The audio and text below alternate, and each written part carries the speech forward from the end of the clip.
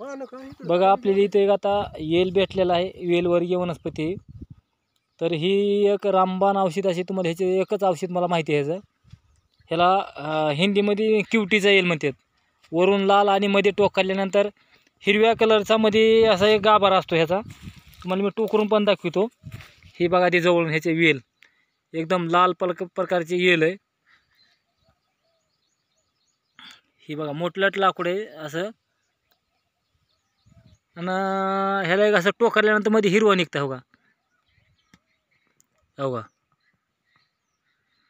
हिरव्या कलरचं मध्ये एक आहे. ह्याची साल काढून संध्याकाळी पाण्यात भिजत ठेवायची आणि सकाळी जर तुम्ही पाणी पिता शिरावर शिर तुमचे आले, सायटिका झाली, कंबर मानपाट हात वरी होत नाही, मणक्यात गॅप पडलेला असला वरी जात नाही हात, तर त्या कारणात तुम्ही ह्या सालीचं चूर्ण करून अगर ह्याचा काढा करून जर घेताय तर 40 दिवसात तुमचा ही जे का मणक्याचा आजार आहे ही तुमचं एकदम क्लिअर व्हायला ही मदत करते. ही सायटिका एवढी रामबाण औषध आहे. तर ह्याची सालीचा काढा करून घ्या तुम्ही, नाहीतर असे जरी तुम्ही घेतले तर ह्याचे पानं बघाय भेटणार नाही. आपली अशी उंच गेलेले आहे बघा.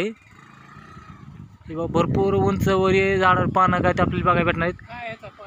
हां पाला बघा इकडं लांब आहे. पाला आपल्याला तुम्हाला दाखवतो कसा आहे ते. पाला कसा यायचा ही का? हां हो का बघा तुम्हाला येल पाला आहे. साखळी दंडासारखेच पान आहेत ह्याचे बी, त्याचे ते बदल आहे थोडा. हां हो का ही पाला असा आहे. तर ही जर तुम्हाला पाला असं भेटला ही जर कलरची अशी भेटली तर तुमच्या एखाद्या काही कामानं हात वर होत नाही, पाय हलत नाही, शिरावर शिर चढलेले, तर ह्याचा जर काढा करून घेताय तुम्ही तर तुमचं 2-3 दिवसामध्ये तुमचं हातपाय जर जखलेले असतील, गज झालेले तर नसावर नस आलेले, तर ह्याच्यामध्ये थोडं तुम्हाला दुसरे जरी चूर्ण टाकलं तुम्ही, वेखंड चूर्ण म्हणून भेटतं, ह्या दोन्हीचा जर वापर केला काढा करून तर तुम्हाला एक ते रामबाण औषध होतं आहे.